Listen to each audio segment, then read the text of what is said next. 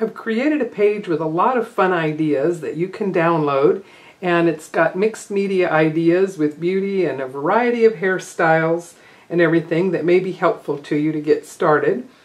In addition to that, I've been asked to do some templates to create some different hairstyles.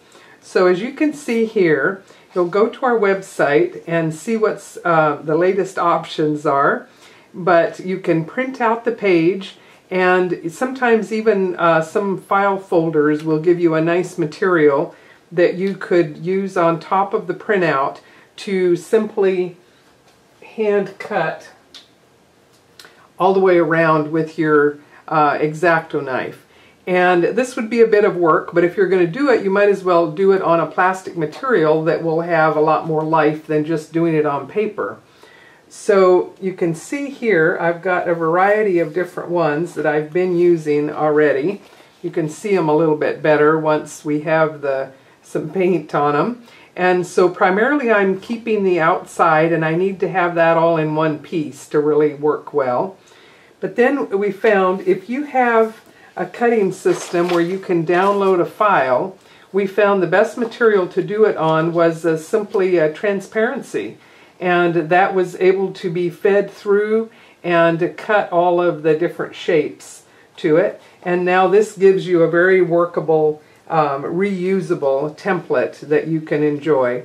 So with this one, you can just barely kind of see the pattern since I haven't added much to it. So I'll mention here that I started out using the face stamp, and then the template that would allow me to do some chalk and applications of real soft color onto the face.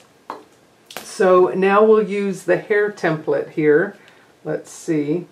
To start with, we'll just do some things with the color pencils. We could do the chalk, but I think the color pencils will develop a little bit quicker here just to show you how we'll use it. So line it up so that you can see the hair, and most likely you might want to start with the definition of the outside shapes up here at the top.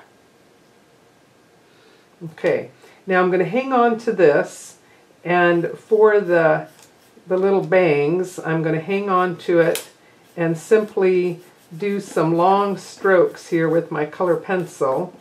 And remember, you don't want it to all look exactly alike. Hair is always different. Well, it's different every day.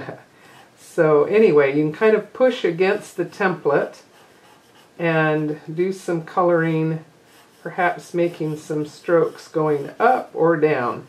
Once you get out to here, I'd suggest you do some long strokes this way, and you can come down here and you're pushing against the template at the bottom.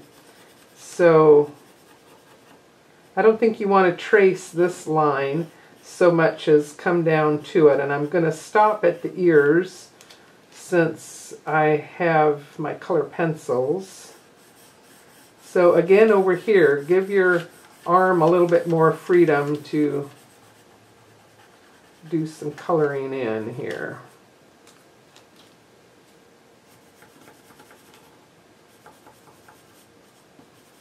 Darken it a little bit behind the ears and define it a little bit more on the outer edge. And since hair is never flat and all one color, you're going to want to introduce several different shades of color pencils, I think, to fill in and give the illusion of highlights and some darker colors. Might even give her a little bit of some reddish tones here, and darken a little bit there on the outside.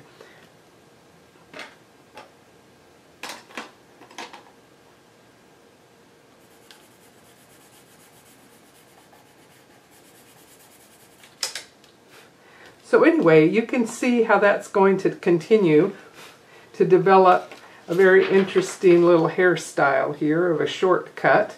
And so let me show you a couple other ones. And with this one we have some long hair, and again, this template will allow you to just do some long strokes all the way down, and you can continue to add definition and color to it as you go along and touch it up a little bit. And if some hairs kind of stray out, well, all the more interesting. You might even add a bit of that intentionally. I just did these very quick just to show you how they will look overall. And then on this one, I wanted to show you, we've got a very fun top knot here. And by placing this down, you can see that the direction of your color pencils is going to make an important part of how it all looks here up at the top. So you can trace around the outside edges, and again, as you come down here to the let's see, let's line this up here. The paint is a little bit confusing. Okay, but you can see up here how I just did strokes that kind of created the several different curves here of the top. And I would keep going with this further to fill it in a little bit more, and you could do some chalk and everything else. And if you wanted to use the shoulders and the neckline as well. But you can use the entire area of it, or you can do parts of it. So for example, on this one, I just used the basic area around the face to not do the entire thing. So anyway, your color pencils, and you can see with blonde, you still need lots of different shades of color so that you can make it look rounded and complete the whole look of it. So let me show you next. Now this was all using the templates with color pencils. Now if you're doing a mixed media book and you're working with paint, then you can certainly enjoy the templates with the paint as well. So I wanted to show you some of that.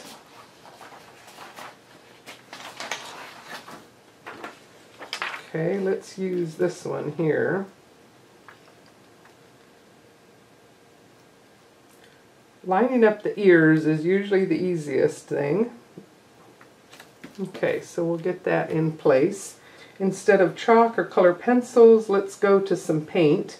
And I'm going to get some paint. This is just your Americana acrylic paint, and I'm using it on my Creative palette, which is a great blending palette as well as a printmaking tool. And let's get a couple of different colors just so that I can kind of go a little bit light and dark. Okay, so let's see, I did some things with brushes, and I've done some with the sponges as well. So I think this time I'm going to use my brush. I've got a big broad brush, and let's get a little bit of, I just want to intentionally keep it from all being one flat color. So holding the template in place, I'm going to start working my way up here on the bangs.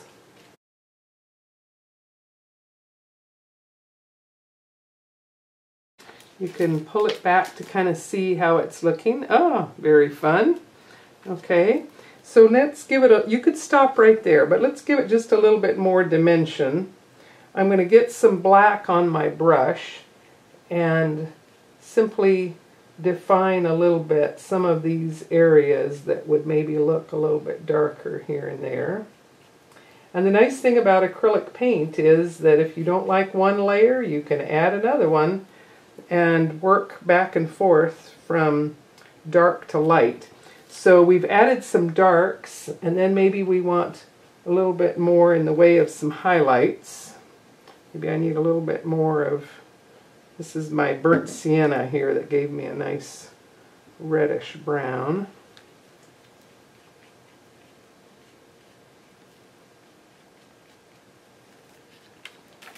So anyway, that's starting to look real fun. And I'm going to show as well how down here we've given you a little collar. So let me get some white.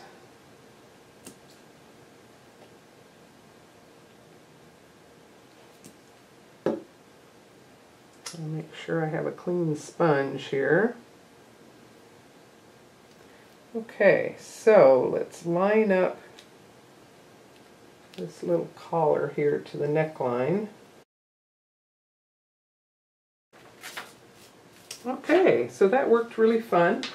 And now I'll let that dry a little bit, and then I can come back with color pencils and do some more of my detail work. And I want to mention here, when you have things a little bit offline, I think it's best to just leave it till the very last. And look how easy it is. I can take my color pencils and just touch that up a lot easier than with paint. And even in here, it may not show that much, but if you wanted to take color pencils, that would be the softest way to just add just a little bit of shading to even out where it didn't quite overlap. So very fun, and let's say we need a little bit of color here. We'll give her some green on her eyes. And your color pencils, here's a little area that we might want to touch up, and you can exaggerate the makeup and everything else working over the layers of paint. And let's try just a little bit of highlights over here. If you want to come back in and draw in some lines, this will give you a nice little bit of detail and highlight as well. So this makes a really fun look with the paint. And here's a couple other variations. This looks quite dramatic against the dark colors, but again, our color pencils will give us some highlights that make it all look really fun. And if you want to add some more little wispy bits, you can just kind of play off what's there and add some of the detail that the templates perhaps don't give. Hair is never perfectly all in place unless it's been airbrushed. So here we go. You can see how the highlights make a big difference as a final touch with the color pencils.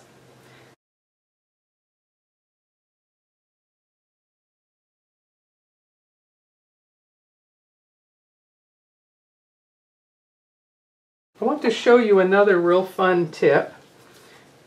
And let's go back to one with this hairdo. Quite often you kind of wonder what you're going to do with the neckline. So I wanted to show you a really easy tip. I'll put my template down on top. And I found that this stamp here was a really fun one. Let's take a look here. How that's going to create some pretty flowers around the neckline. So with the template in place, I'm going to ink the hydrangea stamp with the Versamark ink.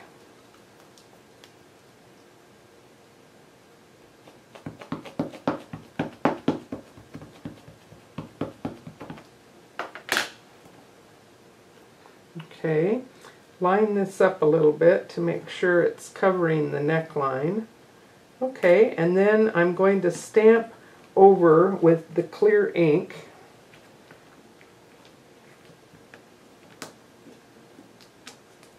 And it's going to be only just visible.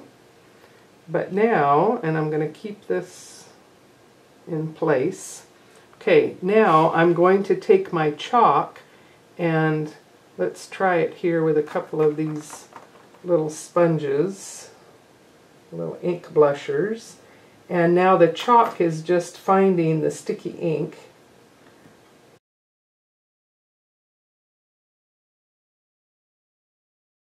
So now you can see where I'm going with this, and if you wanted to define the edges a little bit more, you can see how it all comes together to make a really interesting little neckline.